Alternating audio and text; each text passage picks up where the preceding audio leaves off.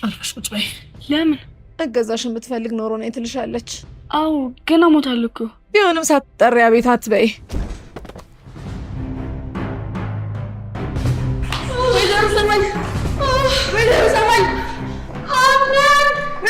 ቀይር የምትችለው እሷ ናት ተብሎ ነው የሚገመተው። ማንም ምንም ብትል ሊያምናት አይችልም።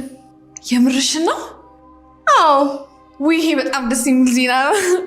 አሁን ያንን ማድረጓን አመነ ማለት ትዳርሽን ታድኛለሽ፣ እሷንም ከዚህ ቤት ያስወጣታል። አዎ የእውነት በጣም ደስ ብሎኛል። ጭንቀቴን ያቀለልሽልኝ። አታስቢ፣ ይሄ ለእኔ ኖርማል ነው። እንኳን ይሄንን ብዙ እናውቃለን፣ ብንናገር እናልቃለን ብለን ነው እንጂ። በአሁን እዚህ መቆየት የለብንም። የሴቶችን ትኩረት እንዳንስበው። ሜኒድ ለመጨረሻ ጊዜ መድኃኒቱን የሰጠቻት ቤሌን ናት። የምታውቀው ነገር ካለ እሷ ትጠየቅ። ቆይ አንቺ ምንድን ነው ፈልጊው? አቶ አምነን፣ እኔ ለምን ብዬ የዘሩ ሰማል መድኃኒት ልቀይር እችላለሁ? ምን እያደረግክ ነው?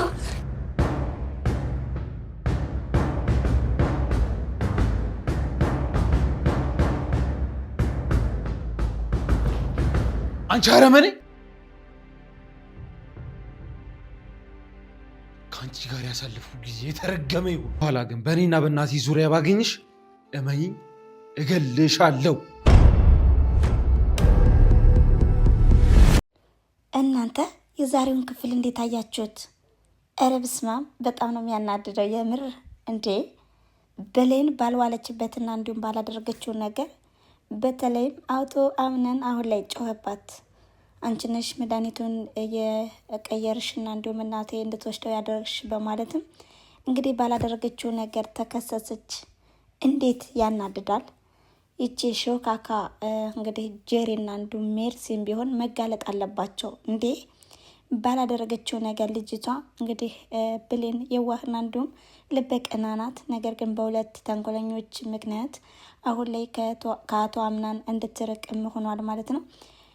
በተለይም ደግሞ አሁን ላይ የሚያሳስበውና እንዲሁም ከባዱ ነገር ወይዘሮ ሰማን ማስታወስ አለመቻልና እንዲሁም በተጨማሪም ደግሞ ሲፈን ምንድን ነው እንዴት ነው ነገሩ በማለትም አውጣጣትም ነበረ።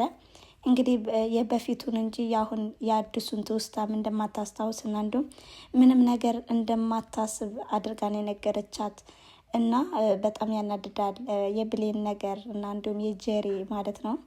እንግዲህ ጄሪም ቢሆን ከዚህ ቤት ወጥተሽ ሰላማዊ ኑሮ እንድትኖሪ አልፈቅድልሽም፣ ከዚህ ቁም ስቅልሽን እያስወጣውም እንድትሰቃይ ነው ማደርግሽ፣ በእኔና በእናቴ መካከል ገብተሽ የምታደርጊውን ነገር በሙሉ ካላቆምሽ በማለትም እንግዲህ ፎክሮባታል ማለት ነው። ነገር ግን ወይዘሮ ዛራ ምንም እንዳላደረገችውና እንዲሁም ጠንቀቅ ብላ ታውቃታለችና አንቺ ምንም ነገር አደርግምና አውቅሻለሁ፣ አንቺ ልብሽ ንጹህ ነው፣ ስለዚህ ደግሞ ምንም እንዳላደረግሽ ማሳየት አለብሽ በማለትም እንግዲህ እንድትጠነክር እያደረገቻት ነው። እሷ ግን በጣም ልቧ ተሰብሯል የምር በጣም ነው የሚደብረው።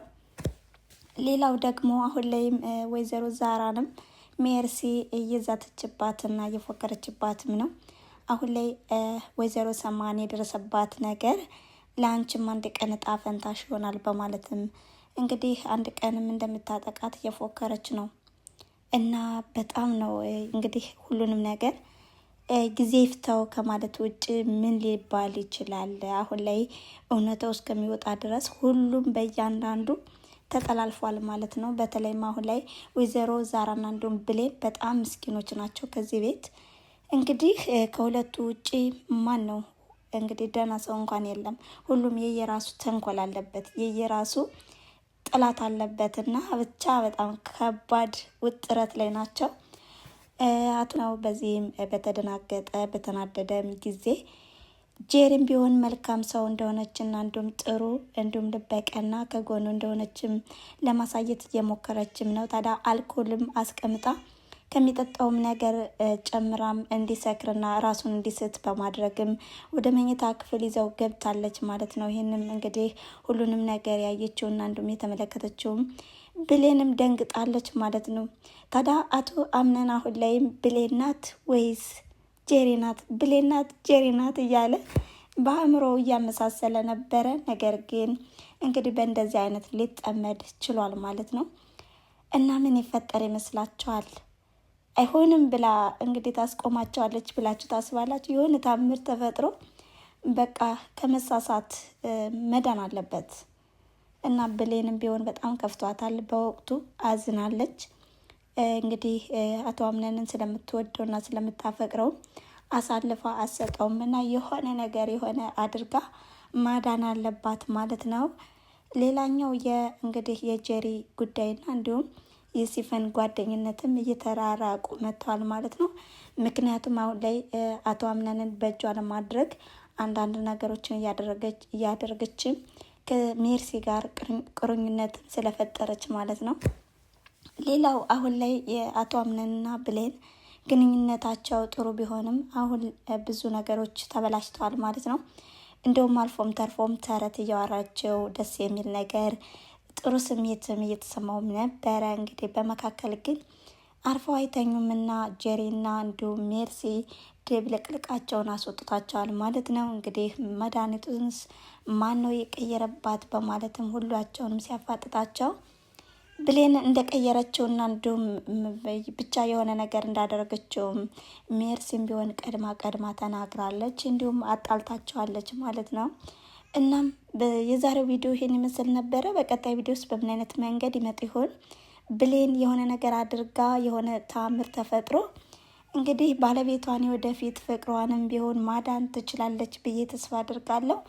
እናም በቀጣይ ቪዲዮ በምን አይነት መንገድ ይመጡ ይሆን የሚለውን ይዤ የምመጣ ይሆናል ማለት ነው።